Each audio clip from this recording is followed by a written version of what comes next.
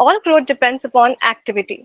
There's no development physically or intellectually without effort, and effort means work, says Calvin Coolidge. A very good evening to all, and welcome to today's session on serverless computing with AWS Lambda. It's a pleasure to see you all here on this fine evening. I'm Pavni Sai, Event Associate at CODEZILLA. I'll be your host for the day along with Aviraj. Look up at the stars and not down at your feet. Try to make sense of what you see and wonder about what makes the universe exist. Be curious, says Stephen Hawking. Hello, everyone. A very good evening to all. My name is Aviraj Singh Ranawat, event lead at CODEZILLA, and I will be your co host for this session today. Firstly, CODEZILLA highly appreciates the time you have taken out in such difficult conditions to contribute towards acquiring knowledge. Speaking of acquiring knowledge, allow me to tell you what we will have a look at throughout this event. Understanding serverless, the benefits of serverless and its popular use cases, understanding Lambda, a hands-on session, a giveaway, which includes AWS Educate Starter account. So be sure to squeeze every opportunity towards learning something new. So let me tell you a bit about our community. We are a verified Mozilla community. CODEZILLA is a community for all the misfits, the people who have the drive to contribute to the coding society, and those who are able to see things from a different perspective. Our members are code contributors for great tech conglomerates. So anyone who has the drive to work or learn new skills or both for the betterment of the technology world is welcomed, rather belongs in CODEZILLA. We going to focus on introduction and implementation of latest technologies by organizing seminars and making projects. Those who are concerned about certificates, we request you to stick till the end of the event. Please do not leave in between the session. Our team will be monitoring the attendance in the backend. As John Maxwell says, a leader is one who knows the way, goes the way, and shows the way. Similarly, we at CODEZILLA would like to give a warm welcome to our speaker, Mr. Kumar Harsh, STE intern at Decoders Labs and an ambassador at AWS Educate Student Cloud. I would like to hand over the session to the speaker. Sir, please. All right, thank you so much for the warm introduction. I'll Thank just confirm once again, am I perfectly audible? Yes, sir. Yes, sir. That's awesome. So hello everyone, I'm Kumar Harsh, I'm an AWS Educate Student Ambassador, and today I'll be talking about AWS's serverless computing model, which is AWS Lambda. As already briefed by our hosts of the session, I'll just go through the agenda once again quickly so that I can give you one of my point of views about how I'm going to take this session forward.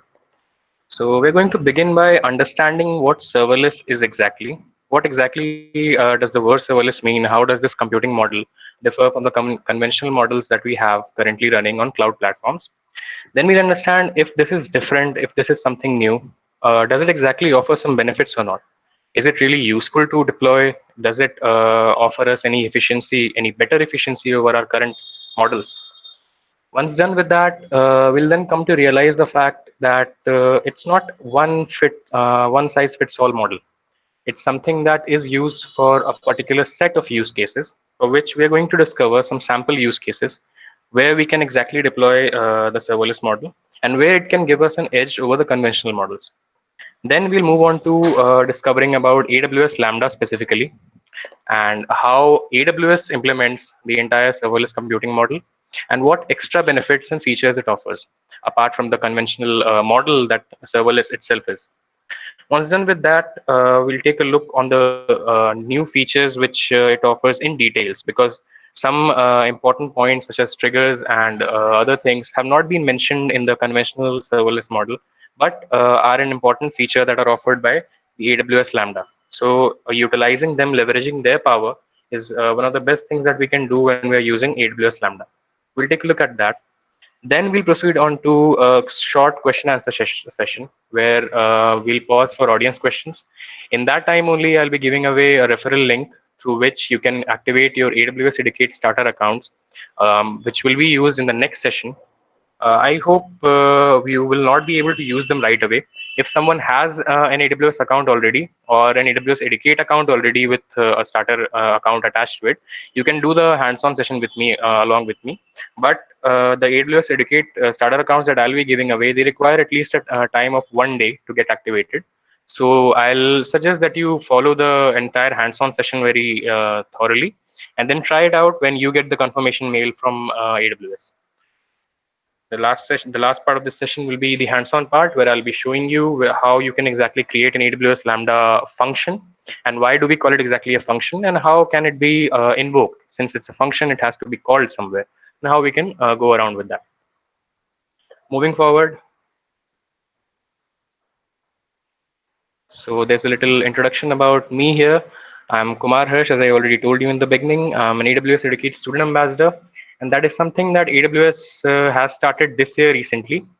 And it's about the entire program of being a student cloud ambassador is about empowering communities. CODEZILLA, as I've seen, have been an awesome community since right from the beginning. The events that they conduct, the way their entire management happens, that's one of the best that I've seen till now, which is why I thought of this entire session to be done first here. This session will be done at many other universities also, because the entire role of a student ambassador is to empower student communities to leverage the power of AWS and learn how they can build a career with it.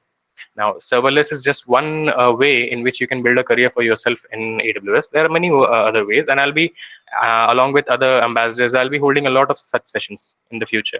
So if you want to attend more of this, you can follow my profiles, which will be provided at the end. And you can keep a track of what kind of sessions happen, what kind of technologies are available currently. And then that way you can build a career for yourself. Moving on, the first item on the today's agenda, that is understanding serverless.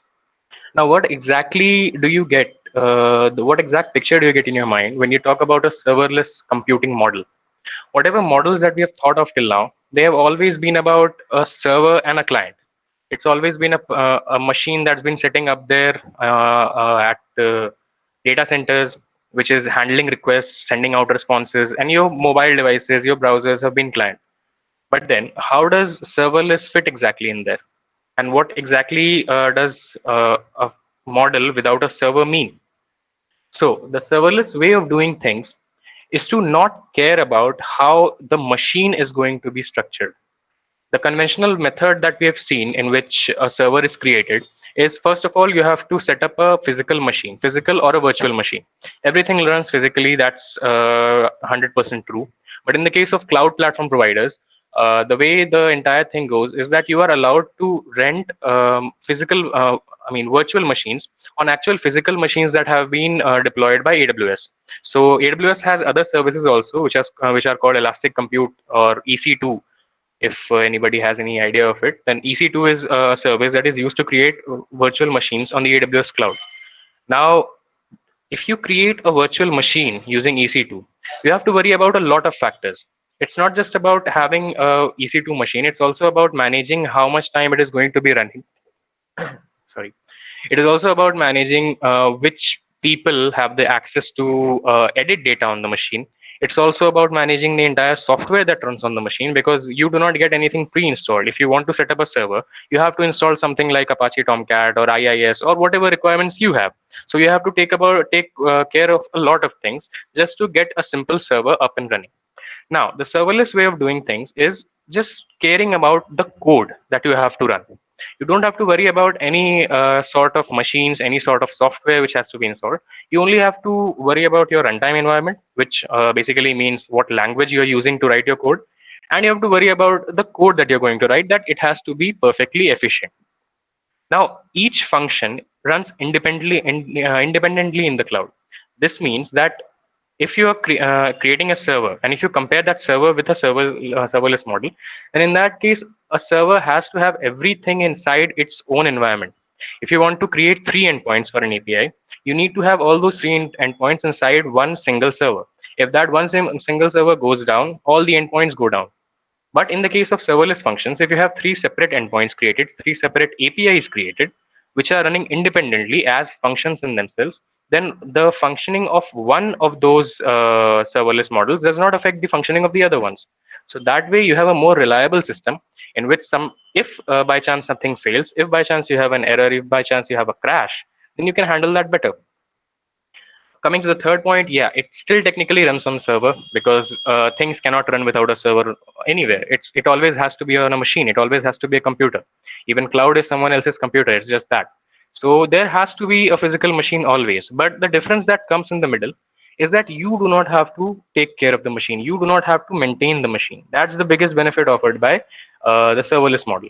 Because just caring about just managing the entire server environment, that brings in a lot of responsibilities. You need to have the machine up and running 24/7. You need to ensure that the operating system installed on a machine is bug free, is working perfectly. You need to ensure your server program is working fine. There are a lot of factors. But in the case of serverless, you only have to check that your code does not have any bugs. That's it. The serverless backends, which are basically AWS Lambda or Firebase functions or other such providers, they take care of provisioning machines, of scaling your code, of allowing more and more requests to be handled in a stipulated amount of time. So the last point, stress upon the fact that all you need to take care of is just your function, just your code. So it's as simple as that. Now let's just consider a typical case study. We have a general server client ecosystem on the screen here. So the structure is like you have a backend server and you have a mobile and web app or web app. So as we all know, the basic structure is that clients communicate with the server. They send in requests and server handles those requests and it sends back responses. So it's a simple thing. But on the backend side, the server has to take care about maintaining data. It has to take care of maintaining storage if you're talking about files. In this example, we're talking about database. Now we have a mobile app here. We have a backend server. The backend server, when it wants to save some data to the database, it has to communicate to the database server, which will save the things into the database. You need to understand the fact that database server and database, these are two separate entities always. We always have SQL servers running in our system when we are doing something locally, some SQL operations, and the SQL database is not accessed directly by anyone. It's the SQL server that handles all that. So we have currently in the scene two servers that are doing the that are building up the entire system. Now consider a case where you wanted to implement a system of checking profanity in a group chat's messages, or just you want to moderate the content that is provided in a group chat. It's just as simple as that. What you want to do is you want to check if someone is writing something obscene, and if some obscene data has been found, then you just want to replace that with asterisks, as it usually happens. It's a very common example. In that case, the backend server here has to handle all of that. And you need to understand that just for handling the replacement of obscene content with asterisk, you need to have a virtual machine up and running. You need to have a server installed on it. You need to have a separate operating system for itself. You need to power it 24/7. And then you need to keep it alive that it is always checking whatever messages are coming and they are being passed directly through it. In the case of this server failing, the mobile and web apps, they lose access to the database server, and in that way the entire application ecosystem stops working. Now let's consider the other approach by using serverless model. So in this structure, what we are going to do is, if you do not have this applies only to those cases when you do not have much dependency on your backend server. It's like the backend server is only there for just doing one task in those cases only. So in that case, what we can do is get that single task done by a serverless function, which can communicate directly with a database server. And your database server is allowed to be communicated directly by mobile or web app. So in this case, the connection between database server and mobile web apps, they don't get broken ever, because database usually doesn't go down. They are made very stable. Backend things are written custom, so they are more prone to failing. And now what the serverless function can do is, whenever some data comes onto the database, then it can access it through the database server, check if something bad has been, something not something which has to be passed has been passed already, and then replace that with asterisk. So it's not doing anything to the mobile clients. It's not doing anything to a backend server because there isn't one. What it's doing is, once database has been modified, it's just checking that whether the modification was legal or not, correct or not, as we wanted. So in this way, we solved a very complex problem where we were creating provisioning huge servers and machines just for checking if content has been put in properly or not. So that problem, since it's a very small one, the solution is a very small one. So why not make its implementation also very small? This is where serverless helps. This is where it allows you to just run one function which keeps a check on your database periodically, or you can set up other triggers also.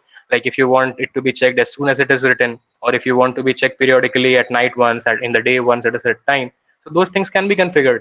And that way you can have a system which is independently managing your particular task. If the serverless function goes down, your app isn't affected. For a little time, the content won't be moderated, but users will still be able to send messages. They will still be able to receive content. And once the serverless function is back up, it can then again scan the entire database, go through all the data. If something is inappropriate, it can simply censor that. So this is how we create a reliable system in this particular use case with the help of serverless functions. Now, since we already saw the reliability, let's talk about other features that are offered by serverless functions. So the first of all that I've been talking about right from the beginning, and I've mentioned it so many times, is that you do not have to manage a server. And maybe people who haven't really had much experience about handling servers or handling cloud right now, maybe to them it might seem it's not a very big advantage that we are getting. But trust me, I've created a lot of instances. I've handled a lot of virtual instances on the AWS cloud, and it is a big deal. It is a huge issue if one single piece of code breaks down your entire machine, and then you have to create a new one and you have to reprogram it completely. It is a big trouble, and serverless easily saves us from that. So this is a major plus point here offered by serverless. The next thing is we pay only for the time for which our code runs. Now, this is something that I haven't mentioned since the beginning because it's something which is specific. But nowadays, most of the serverless providers have started providing this feature that you do not require your the serverless function to keep running all the time. It's a function in basic sense, which means that it has to be called when needed. So you do not have to have full-fledged servers which require to be stay online 24/7 so that they can handle requests and send out responses. These functions can be running in cold machines where they might require a 10 to 15 seconds extra time in being started. But what a big advantage is that they offer you is that you do not have to keep them running if you are just getting one request in 2 to 3 hours. Then you save the entire money, the entire investment that you have to put in for all those 2 to 3 hours in a server. So this is a huge advantage in the terms of business management because cutting down costs is the best thing that you can do to a business, basically. Moving forward, scalability. Now, if we talk about physical servers, if we talk about virtual machines, so in that case, if I have one instance running, if I have one machine running, and the bandwidth that it is getting has been reached, and the maximum of it has been reached. Now it's not being able to handle more requests simultaneously. So it's like it's getting a particular number of requests at each second, but that limit has been reached. After which it is failing to serve requests. It is giving out errors to the client. So in that case, we'll have to provision an exact same server right from the scratch. It would mean that we will have to create the entire virtual machine again. We'll have to set up our code on it again. We'll have to ensure that all the debugging and all the testing, everything has been done. Then we'll have another machine running parallelly. Then we'll have doubled our capacity. But in the case of serverless functions, all the providers which provide this facility of having serverless models on their platforms, they by default give you this feature to be able to scale as high as you want. You do not, as I mentioned in the beginning, you do not have to worry about the server at all. So in this case also, if you start to require, if your function is getting a lot of traffic, if there's like 1,000 users that are using it on the first day itself, then AWS itself scales your function. It provisions more machines, it copies your code on the machine, and it starts running those machines as and when needed. So you don't have to worry about how many machines you have to keep up running, how much time do they have to be up. So you totally have to be free of any worries from the server.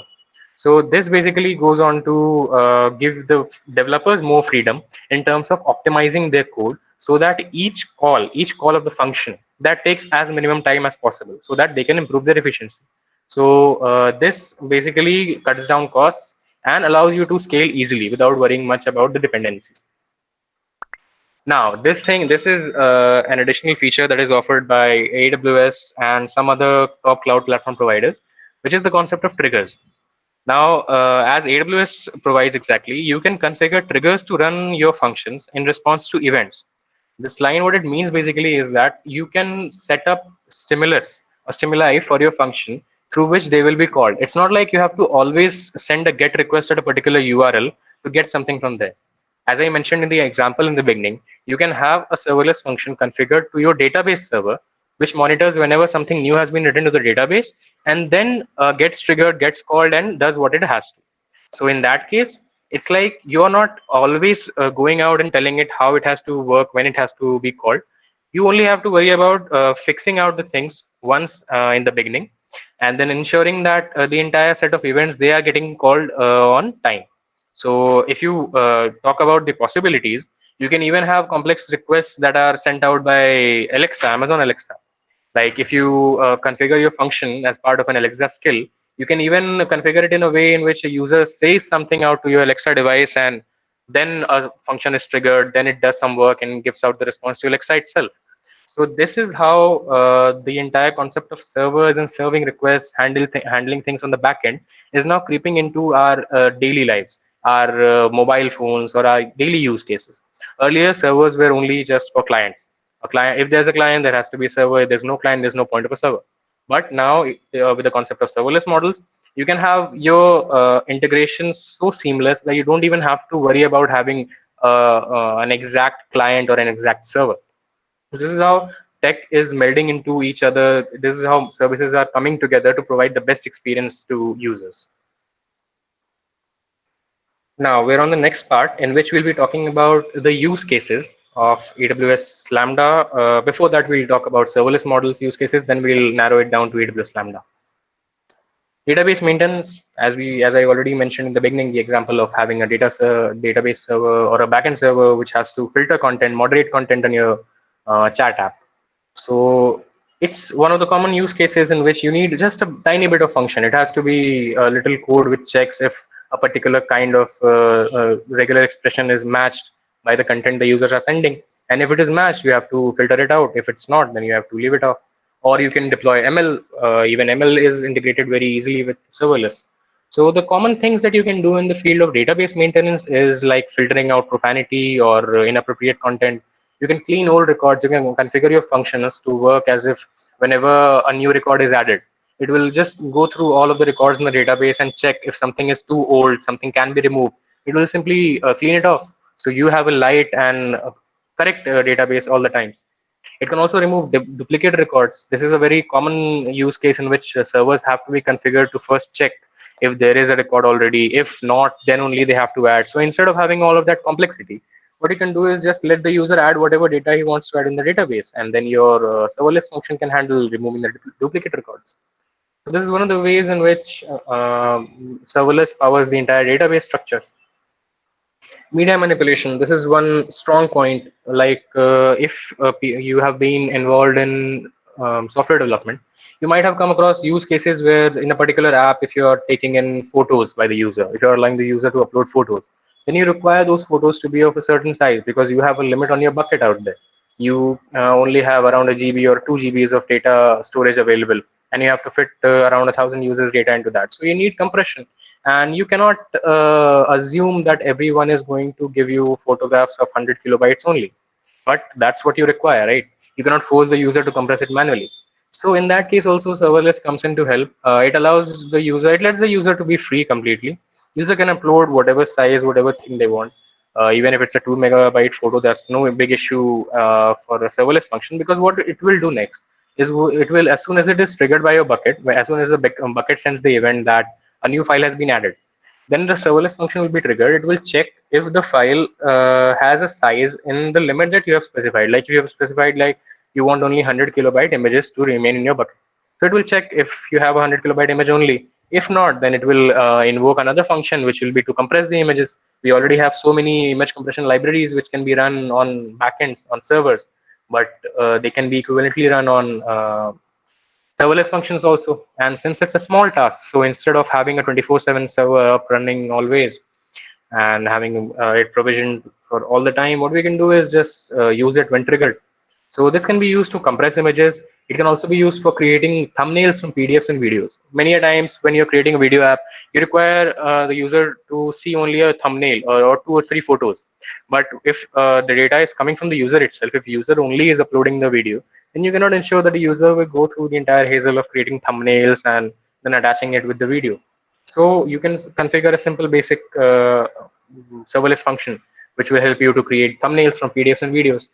Now, trimming video clips, WhatsApp suppose has a limit of having 30-second videos only. So it allows you to clip your videos on your device.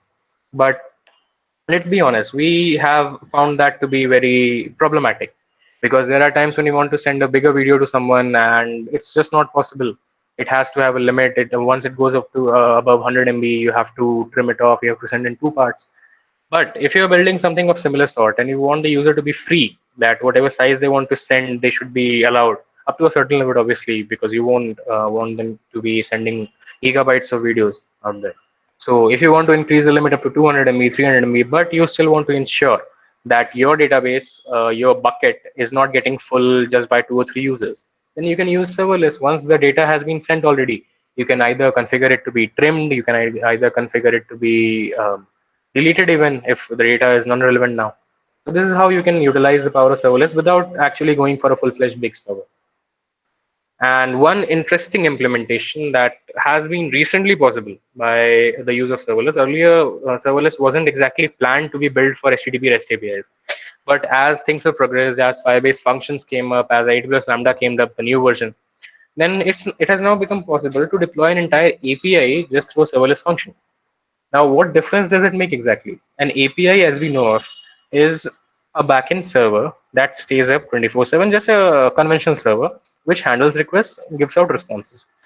But even in that case, that server has to stay up running for a lot longer than it is actually used for. So in that case, if we position our REST APIs, if we deploy our REST APIs onto serverless functions, for which we know already that we will be paying only for the time the function will actually be running, the code will actually be running. So we can that way we can save a huge amount of money.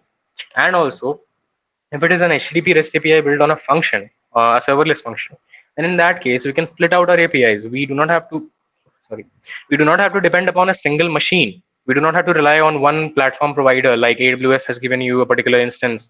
And if that goes wrong, if the particular data center stops working, then your entire app crashes. No, you don't have to worry about that because serverless is destructured everywhere. Each instance of a serverless function that you create is stored on multiple servers by the cloud platform providers. So in that way, you have better reliability. Also, you have better cost management, and development is always obviously easier because setting up an entire machine remotely through your system on cloud is much more complex than simply writing a piece of function and pushing it up to AWS Lambda. So this is how these are the most popular use cases for AWS Lambda and serverless model. Now we'll talk about AWS Lambda in particular. Till now, we've been pondering upon the different things offered by the general serverless computing model. But now we'll take a look onto specifically what AWS offers us in this domain and how we can utilize it. Now, why should you use Lambda? If you talk about serverless, there are multiple cloud platform providers that provide implementations of the serverless model. So you have Firebase functions, you have Microsoft Azure also offers something. AWS has its Lambda. Ocean offers something. So why should you choose Lambda exactly? If you compare the costs of all of these serverless function models, Lambda turns out to be the most efficient one, the most cost effective one. This is because AWS has been in the cloud game a lot earlier. It entered the cloud game a lot earlier than any other competitors.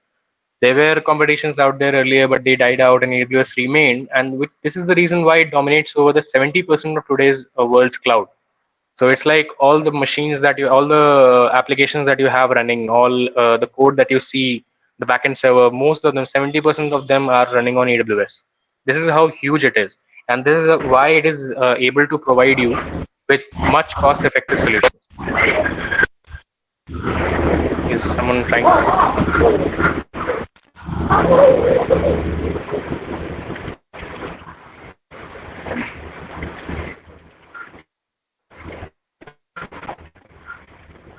I request all the audience to please ensure that your mic is muted because it can cause distractions at times. Going forward, now scalability, as we talked about earlier, also that cloud platform providers take care of scaling your machines. Now, why exactly AWS then? Because every provider has to provide this basic feature of scalability. As we looked onto the share of market by AWS, this is the only reason why AWS has the biggest amount of data centers on the earth. It's like if it is dominating 70% of the market, it also has 70% of all the cloud provider infrastructure in the world. So it's obvious that wherever you want your function to be deployed, there will be an AWS data center in that region, and it will provide you with the best speed possible, with the best resource management possible. So it's due to the huge reach that AWS offers to you. This is why we are able to cut down on the cost so much, and at the same time be able to scale our functions up very quickly. Next thing is Swift iterative development. Now, what does this mean exactly? Swift development here is being called out because a lot of providers have their own ways of letting you deploy functions to their cloud. What AWS offers is a list of options. It's like if you want, you have an in-browser IDE where you can choose what kind of language which language exactly you want your function to run on, and then you can develop the entire function there in the browser itself. You don't have to worry about any local environment that you'll need to set up. You don't need to think about downloading any kind of compilers or any kind of runtime environments. All you have to do is just be sure about the concept that you're going to write, the code that you're going to write, and write it out there in the browser itself. Along with that, if you are more comfortable in developing it locally, testing it out locally, it offers that too. What you can do is create a simple project in the language of your choice and then deploy. Once you have tested it locally, there's AWS SDK which can help you test out your code in every runtime that they provide. And with the SDK, if you have tested everything, if everything is going fine, everything is working good, you can simply deploy the entire project. You can just upload the entire code to the AWS platform, and they will take care of the deployment. So the number of options that it offers, it allows you to pace up your development. You don't get stuck like if you have no experience working directly in the browser. So if a provider is just asking you to enter entire code in the browser itself, it does not take in uploads, then that can be a big issue. And it is a big issue in the terms of accessibility with developers. So the having the entire range of options of developing our Lambda functions, that's the best thing, one of the best things that AWS offers. Now, the last point is AWS currently holds the maximum number of services possible in the field of cloud. If you talk about ML, we have SageMaker. If you talk about robotics, we have RoboMaker. We have Robo Races out there in which you can train your ML models, which will help to drive cars, which have their circuit races all the time. So AWS has so much that it's not even possible to describe all of it in one session. Now, all of this can come together with Lambda because AWS focuses on creating services that are ready to integrate with each other. They can be easily integrated. So, if you go with a particular cloud provider like Google, you will have a certain set of features that they offer, certain services that they offer, which it will be integrated with. If you go with Microsoft, they'll have their own set. But as it is obviously evident from the beginning, AWS has the biggest market share as well as the biggest product range. So the level of integrations, the level of features that you are going to get with AWS Lambda, I'm not really sure that other competitors like Functions and others can provide. So these are the major points why Lambda should be chosen over every other cloud platform providers. So this brings us to the end of our actual talk. Now we are going to wait for around 10 to 15 minutes and we'll answer audience questions. If you have any, just drop them out in the chat. In the meanwhile, I'll prepare the link, and in around 5 minutes, I'll be giving out the referral link through which you can create your AWS Educate starter accounts. So if you have any questions, any doubts, any thoughts, just let them out in the chat, or even you can unmute yourselves and ask the question directly. So here I have my browser. I'll just drop in the link here, and I'll be redirected to the AWS Educate form, through which I can create my account. So here I can choose student. And you can see the ID, the referral ID is already filled up here. So you don't need to worry about filling any promo code or anything. It already is in there, but just you have to ensure that you are using this link that I've given you right now. Otherwise, your activation may take time. And if you're not using your institute email address to register yourselves right here, then you might face issues. It might get rejected for once, then you'll have to apply again. So I'll suggest that you use your institute email address and the link that I provided you. If you fill up this form, click next. There might be some more fields about it, and once done, then in about a day or two you'll get a link, an email on your institute email address, which will confirm that your account has been created. So that's about creating an account there. So this way we reach the end of our talk. Now I'll give a very small demo on how we can create an AWS serverless function, a Lambda function, and how you can put out a basic trigger. I'm not going to go much into the details because I myself I'm not a very big specialist in that area. I'm also a student. I'm also learning as you are. But I have what it requires you to motivate, what you require to get motivated and start learning out there. So this is the reason why I'm doing all of this hands-on session now. So going on to AWS Educate, what you can do is just search for AWS Educate. Go on to the portal.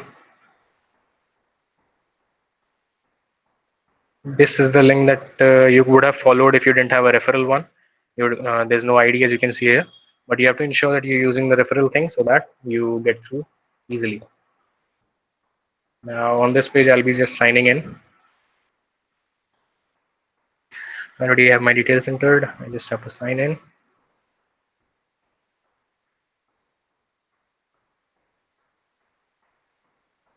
This is the AWS Educate portal for students. Now I have some extra content being a student ambassador, but usually things are arranged the same way that they are normal accounts too. Now what I need to navigate to get to my AWS account is this tab here. Click on AWS account and open my AWS Educate starter account. Now AWS Educate starter account is different from your general AWS account because normal AWS account requires you to enter bank details, enter a debit card, but the starter account doesn't require any of that. But you do require your institute email address. As you can see, I put my NIDP address here, and you need to have that to get access to it. And once done, you can simply click on AWS console, which will lead you to the portal where you can access AWS services.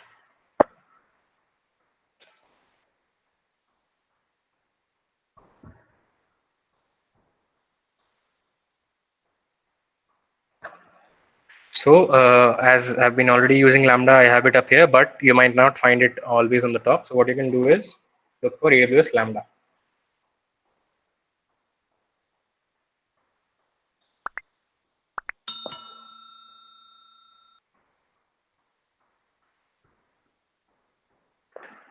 Now, this is the portal for the Lambda where you can control all the functions that you have. You can monitor all the functions that you have running, and you can also create functions. So we'll just click on create function. And there are multiple options. This is the reason why AWS has been dominating the entire markets because it offers a great list of options. You can either use a blueprint, which means that you already have some sample code for some use cases.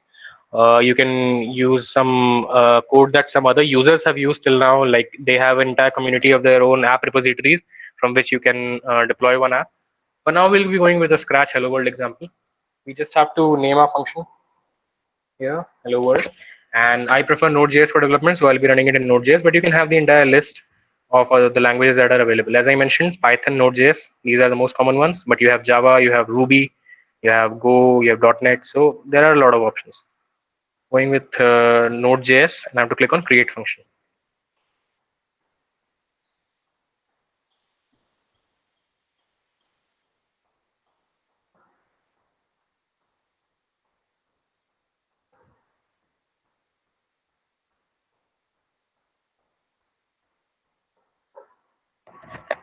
So as you can see, my function has been created, and this is the designer here. It just gives me a view of how my function currently is with respect to the destinations, with respect to the triggers. So as you can see, I have an add trigger button here, and I have an add destination button here.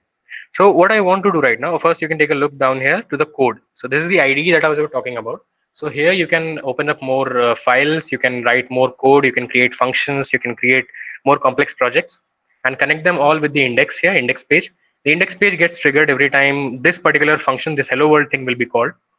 And that way you can ensure that your code, whatever code that you have structured, whatever logic that you want to implement is implemented. For now, we just have a response being sent out whenever a request hits our serverless function, which says hello from Lambda. Let's just add a trigger, and the trigger that we are choosing, the trigger, let's just a little talk about this. Trigger is what we were talking about, the way in which you can invoke your function. So as you can see, we have a detailed list of services here. This means that I can choose any of these services which will notify my function that now it is the time to run, or now it is the time to get called. So as I mentioned, we even have Alexa skills and Alexa smart home which can trigger our cloud functions, basically Lambda. And there's a simple API gateway too, which we are going to use right now. But you can just explore the number of options that we have, like S3. This is how you can connect your Lambda function to a bucket, to a storage, file storage, where it can look for image compression and all those things. DynamoDB is for database that AWS offers. If you connect it with a DynamoDB trigger, so whenever something in DynamoDB gets changed, then you get an update into your function. We'll go with API gateway. Well, we can create a new API. I had one earlier, but I'm just going to create a new API. This is going to be an HTTP API for now. Security, I'm going to keep it open because I'm testing it out. But you have to ensure this is where you can take care of the security and all. That these things, there has to be a JWT authorizer in production cases. If you're building something that will be used by the public, you need to ensure it's not open because it will be exploited then. I just added one HTTP API, and I have a trigger ready. So what I have the scene in the designer right now is that I have a particular event which, when called, will trigger my hello world function, and the function, whatever it has written inside, will do the particular logic. So let's just see how we can trigger it. We have an endpoint for the API, which is this particular URL. We're going to do is we'll just copy the link address, and as we know, our browsers can send a simple GET request on their own. So we're just going to paste. Yeah. Yeah, sorry to disturb. There's some participants who want you to zoom in to the screen a bit, if it's possible. Just like maximize the screen a bit. I think it will be an issue. Is it okay right now? Yeah, just by a little percentage would be fine.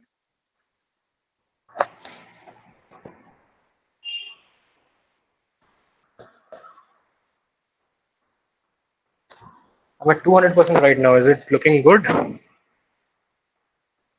Maybe around 140 or 150 would suffice. Okay.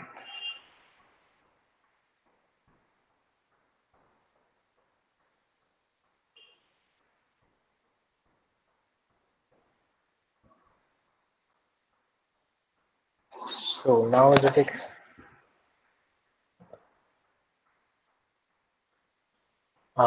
Just confirm me once. Is it okay? Is it visible right now? Yes, sir. Okay, great. So this, as you can see, is the API endpoint here from our trigger that came in, and we had a structure in on the top, which is called the API gateway, the trigger, and their actual function here. So what we are going to do is just copy this endpoint. As we know, in the case of endpoints, what we can do is send a simple GET or POST request and get our work done with that. So our browsers can handle this very efficiently. When we want to send a GET request, we can simply enter a URL and we'll send out the request. So let's just hit a request and see what it gives out. As you can see, I think visible. Yeah. So hello from Lambda is being printed out. Now, if you want to play around with it, what you can do is just go into the function. You have the code here, right? Currently, the code is hello from Lambda. That's all.